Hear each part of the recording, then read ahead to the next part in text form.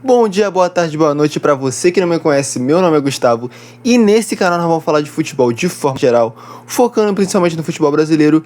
E hoje temos Libertadores e Sul-Americana com algumas coisinhas estranhas, como por exemplo uma eliminação, e com jogos que deveriam ser mais emocionantes do que foram, mas vamos falar com calma disso daí. Vamos primeiro para a eliminação.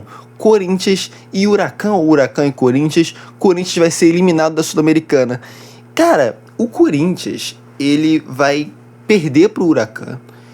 E, assim, o Corinthians ele vai fazer uma campanha sul-americana péssima. Afinal de contas, está eliminado nem pros playoffs. Vai, o Corinthians eliminado mesmo da Sul-Americana. E, cara, o que acontece? O Corinthians, nesse jogo, ele vai precisando vencer. Principalmente vencer. Se o Corinthians vence, ele já classifica de boa. Mas caso o Corinthians não vencesse, ou seja, poderia empatar ou perder, ele dependia de outro resultado. Então, mesmo perdendo, ainda tinha a possibilidade de passar. O que acontece é que mesmo depois do jogo do Corinthians ter terminado, um minutinho depois do jogo do Corinthians ter terminado, o Corinthians, mesmo perdendo, estava se classificando. O Corinthians ele vai tomar o gol do Huracan a 1 minuto do segundo tempo. Então, 1 minuto o Corinthians toma gol, não consegue empatar, perde e estava mesmo assim passando. Ele dependia de outro jogo que estava rolando para que o gol saísse, aliás, não saísse, e o Corinthians continuava passando. Só que o gol ele vai sair assim que acaba o jogo do Corinthians. Acabou o jogo do Corinthians, o gol sai e o Corinthians está eliminado da Sul-Americana. Então aí, cara, situação do Corinthians, pelo menos agora, vai poder focar nas outras competições. Mas isso não é consolo para nenhum torcedor do Corinthians, né, cara? Não pode ser eliminado da Sul-Americana, nem ir para os playoffs. Muito complicado, não pode, né, acontecer isso daí. Já é o segundo time brasileiro eliminado da Sul-Americana, o primeiro foi o Cruzeiro, agora vem o Corinthians. Enfim, próximo jogo que nós temos para falar, daqui a pouco eu falo mais do Corinthians, falo mais de eliminação, é de Libertadores, Botafogo e Universidade do Chile.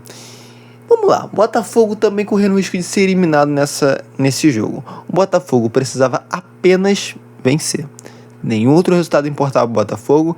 Empate ou derrota, Botafogo eliminado. O Botafogo precisava vencer do Universidade do Chile.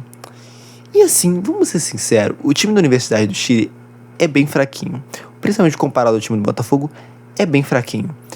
Pouco chegou ao gol do Botafogo, pouco ameaçou o gol do Botafogo, além de no finalzinho teve uma pressão, uma bola no travessão, mas pouco ameaçou o Botafogo. E agora é o seguinte, não sei se vocês lembram, na final da Libertadores de 2024, o Botafogo vai ganhar do Atlético Mineiro, inclusive o Atlético Mineiro que perdeu 2 finais nesse ano, né, uma final da Copa do Brasil pro Flamengo e da Libertadores pro Botafogo. O Botafogo ele vai para essa final e tem um jogador do Botafogo expulso logo no início. Então o Botafogo vai jogar quase o jogo todo com 1 a menos e mesmo assim ganha a final. Nesse jogo aconteceu algo muito parecido. Perto dos 30 minutos de jogo, um jogador do Botafogo vai ser expulso e o Botafogo vai jogar quase o jogo todo com 1 a menos. E nesse momento ainda estava 0 a 0, então isso complicava ainda mais a situação do Botafogo. Acontece que o Botafogo, mesmo com 1 a menos, consegue abrir o placar. 10, 15 minutos depois, o Botafogo abre o placar 1 a 0 e esse é o placar que fica até o final. Cara, o Botafogo, ele aparentemente consegue jogar melhor quando tem 1 a menos do que com 1 a mais. O Botafogo venceu da Universidade do Chile, a Universidade do Chile até tentou, mas pouco ameaçou o gol do Botafogo. E o Botafogo passa. Poderia ter passado com mais tranquilidade? Poderia ter passado com mais tranquilidade, mas passa de fase e tá aí Botafogo na oitava de final da Libertadores. Então, vamos pro próximo jogo, agora voltando para a Sul-Americana, Vasco e Melgar. Vasco e Melgar, Vasco mostrando aí um pouquinho do seu dinizismo, né? Vasco que vem aí de derrota no Brasileirão pro Fluminense, agora vai pra Sul-Americana para se classificar. Vasco já não tinha mais nenhuma chance de se classificar em primeiro do grupo. Então a única coisa que o Vasco poderia conseguir na Sul-Americana seria uma classificação nos playoffs, que seria uma espécie de repescagem, que é onde o segundo colocado da Sul-Americana enfrenta o terceiro da Libertadores para ver quem passa de fase na Sul-Americana. Então, o Vasco ele vai enfrentar o Melgar e ganha com certa tranquilidade do Melgar, 3-0, Vasco bem de boa, aos 2 minutos já abre o placar, Vasco tranquilão. E cara, com relação ao dinizismo, já dá pra ver algumas jogadinhas do dinizismo.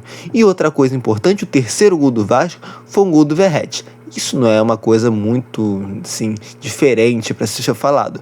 Porém, um gol do Verratti com o pé.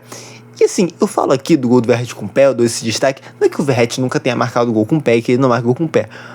Mas tá ficando com mais frequência, o Verratti ele é um ótimo cabeceador. A maioria dos gols dele são de cabeça. Será que agora o Verratti vai também marcar gol com o pé? O gol com o peito ele já marcou, só que a favor do Fluminense, né? Obrigado, Verratti. Tamo junto. Cara, então assim, o Vasco, ele ganha o gol do Verratti com o pé, classificado para a próxima fase, apesar que nos playoffs ainda tem um jogo aí que vai ter que jogar depois para ver se vai passar para as oitavas, mas Vasco, no final das contas, classificado, ganhando de 3-0, tranquilão, aí do Melgar. Voltando para Libertadores, São Paulo e Tajeres. São Paulo e Tajeres, São Paulo ganha do Tajeres, e o São Paulo, ele já estava praticamente classificado, ganhou, São Paulo tá de boa. E o São Paulo, a gente zoa aqui, eu falo muitas vezes aqui no canal do São Paulo ser um empate FC, por conta da sequência de empate que teve no Brasileirão, e até, só que assim, olha só, o São Paulo do Brasileirão e o São Paulo da Libertadores, aparentemente são times um pouco diferentes. Cara, o São Paulo, ele foi bem na Libertadores até aqui, tá classificado, ganha de 2-1, não passa muito susto, não passa muito sufoco, tá tranquilão. E o São Paulo, ele só não tá mais tranquilo, obviamente, que o Palmeiras, né, que fez a melhor campanha entre todos os grupos, entre todos os times brasileiros. E agora, voltando um pouquinho dos times da Sul-Americana. Os times brasileiros na Sul-Americana, em sua maioria, se for observar, eles vão passar. Os que passaram, é claro, eu vou tirar aqui Cruzeiro e o Corinthians que acabou de ser eliminado. Os que passaram, a maioria vai passar em segundo colocado. O interessante é que eu acho que o único time que pode passar para a Sul-Americana direto para a próxima fase é o Fluminense. Caso vença o próximo jogo, passa em primeiro colocado. Caso não vença, passa em segundo colocado, aí vai para os playoffs também. Então, a maioria dos times, eles vão passar em segundo.